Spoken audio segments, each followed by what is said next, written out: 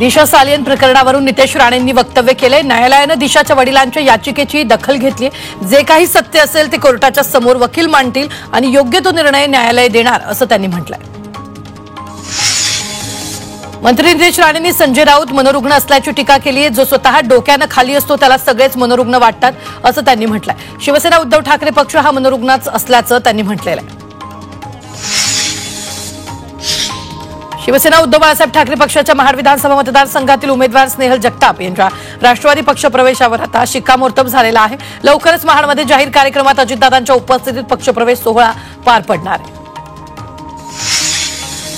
केंद्रीय मंत्री नितीन गडकरी यांना जय शिवाजी शिक्षण संस्थेमार्फत मानाचा पुरस्कार देण्यात आला। यावेळी गडकरी यांनी सध्याच्या राजकीय परिस्थितीवर भाष्य करत राजकारण्यांचे कान टोचल्याचं पाहायला मिळालंय। जनता जातीवादी नाही, पुढारी जातीवादी आहेत, राजकीय नेतेही जातीवाद करतात असं म्हणत त्यांनी राजकारण्यांना कोपरखळी दिली आहे।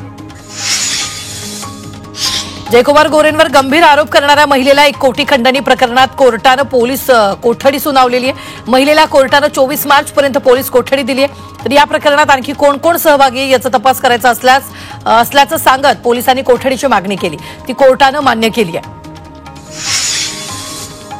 बीडच्या आष्टीमधील सांगवी पाटणमध्ये शासकीय तूर खरेदीला सुरुवात झाली आहे। भाजपचे आमदार सुरेश धस यांच्या हस्ते शासकीय तूर खरेदीला सुरुवात करण्यात आली आणि या तुरीला 7,500 रुपयांचा हमीभाव मिळणार आहे। त्यामुळे तूर उत्पादक शेतकऱ्यांना दिलासा मिळाला आहे। औरंगजेबची कबर हटवण्याबाबत पोस्ट करून 2 समाजात तेढ निर्माण करणाऱ्या व्यक्तीविरोधात बीडमध्ये गुन्हा दाखल करण्यात आला। बीडमध्ये बीड पोलीस ठाण्यात या व्यक्तीविरोधात गुन्हा दाखल करण्यात आला। सोशल माध्यमावर अशा स्वरूपाच्या पोस्ट करणाऱ्या व्यक्तीविरोधात कारवाई केली जाईल असा इशाराही बीड पोलिसांनी दिला। नागपुरात दंगा करणाऱ्या कुणालाही सोडणार नसल्याचं मुख्यमंत्री देवेंद्र फडणवीसांनी म्हटलंय। तसंच शहरातील गाड्यांचं आणि घरांचं नुकसान करणाऱ्यांकडून नुकसान भरपाई वसूल करण्यात येणार असल्याचं देवेंद्र फडणवीसांनी म्हटलंय। नागपूरमध्ये महिला पोलिसांचा विनयभंग झाला नसून दगडफेक झाल्याची माहिती मुख्यमंत्री देवेंद्र फडणवीसांनी दिली आहे। नागपूरमधील हिंसाचारादरम्यान महिला पोलिसांचा विनयभंग झाला नसल्याची माहिती पोलीस आयुक्तांनी दिली असल्याचं फडणवीसांनी सांगितलं।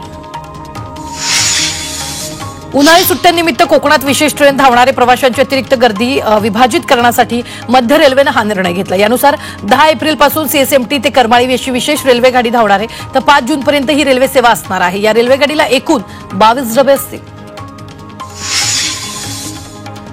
दौंड कलबुर्गी दौंड शटल पॅसेंजर 1 एप्रिल ते 2 जुलै दरम्यान उन्हाळी सुट्टी विशेष पॅसेंजर म्हणून धावणारे ही पॅसेंजर दर सोमवार, मंगळवार, बुधवार, शुक्रवार आणि शनिवार धावणार आहे। तर ही रेल्वे दौंड इथून पहाटे 5 वाजता निघून सोलापूरला सकाळी 8:40 पोहोचणार आहे। चंद्रपुरातील राजुरामध्ये 23 आणि 24 मार्चला सर्वोदय संकल्प शिबिराचं आयोजन करण्यात आलं। या शिबिरात महात्मा गांधींचा फोटो लावून काँग्रेस कार्यकर्ते पक्षाच्या तत्वांची उजळणी करणार आहेत। तसंच या शिबिराच्या दुसऱ्या दिवशी श्रमदानाची योजनाही असणार आहे। बीडमधील चरहाटा प्राथमिक आरोग्य केंद्राला वीज जोडणीसाठी 10 लाखांचा निधी मंजूर करण्यात आला। केवळ वीज जोडणीसाठी निधी उपलब्ध नव्हता, त्यामुळे गेल्या 8 वर्षांपासून हे आरोग्य केंद्र बंद होतं। मात्र आता लवकरात लवकर ही इमारत वापरात आणावी अशी मागणी सामाजिक कार्यकर्त्यांनी केली आहे।